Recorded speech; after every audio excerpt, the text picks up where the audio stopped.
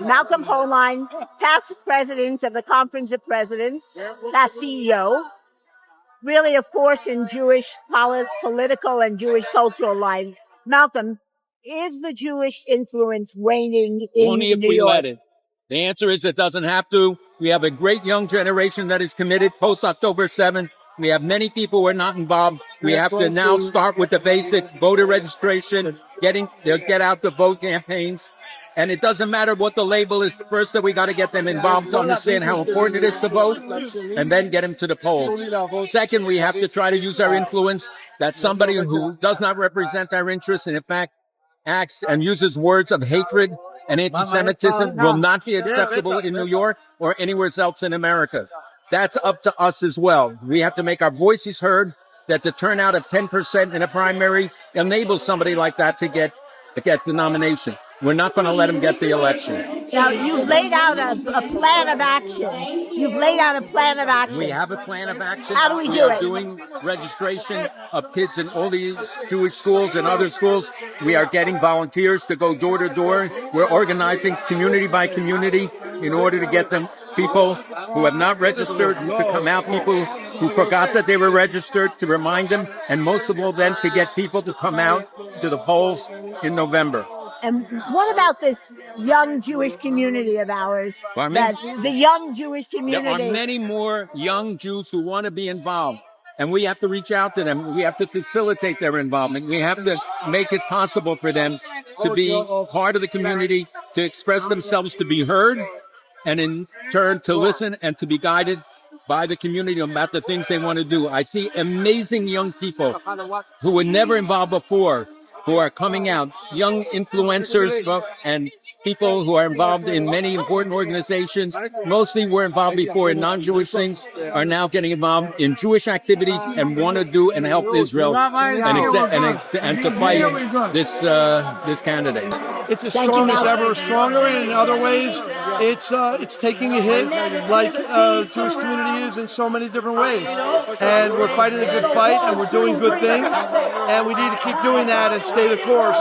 And I believe that hopefully in the long run, good things will happen. What do you think could happen to the community if the candidate who is anti-Israel is elected?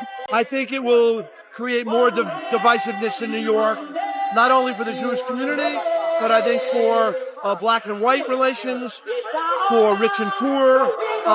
I think that the message of divisiveness is a bad one regardless. And I think the Jews are part of that and part of his message. And I think it's unfortunate. And what do we do to turn the tide? I think we need to educate people, and we need to bring people together, and that's what JCRC's mission is. Influence, but the Jewish community needs a mayor that supports our community. We can't have somebody in office who thinks globalized intifada. There's context to that statement. There's no context to that statement. That statement means that Jews are going to be killed all over this country, all over this world. And we need somebody who stands up and says that is wrong, that is an evil statement. So we need Mayor Adams to make sure he is the next mayor, the current mayor and the next mayor of New York City. So we need Mayor Adams, but what do we do to make sure that eventuality comes? Everybody needs to mobilize right now. This is crunch time. This is the fourth quarter, ninth inning, whatever you want to say. Everybody needs to get out there, give money to the campaign, support the campaign, make sure you get out on the day of the vote or early voting to vote for Mayor Adams. The other teams have strong momentum and energy, and Mayor Adams needs that same momentum and energy. What happened to the vote of the Jewish community in the primary? You were there. You voted. What happened to the vote? To the Jewish community? I don't know. The Jewish community needs to do their research and understand who they're voting for.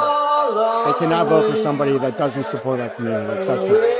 Now, when asked, the other candidate, when asked if Israel had the right to exist as a Jewish state, he said he didn't know too much about it and fluffed the question. No, he said that Israel does not have a right to exist as a Jewish state. It has a right to exist as only a plurality state, whatever the hell that means. It's not okay. Israel is a Jewish state and should always exist as a Jewish state. And in practical terms, what can the community do to mobilize the vote? They got to make sure they talk to their friends, they get their friends to vote. Everybody needs to either register right now if they're not registered, and make sure they see where their voting ballot booths are and get out there and vote. There's nothing more important than this. Thank you. David Weprin, longtime New York City politician. Yes. Is the influence of the Jewish community waning in New York? I do not think so. I think for every down we have an up. And the Jewish community is still striving. And people like Zora and Mandani bring out the Jewish community in a way that we haven't seen in a while. I mean, we've never had a candidate for mayor that's been so anti-Israel and so anti-Semitic. And, But how did a person like this get elected? I mean, you are an inheritor of a political heritage of a long-time New York State and New York City political inheritance. How does that happen?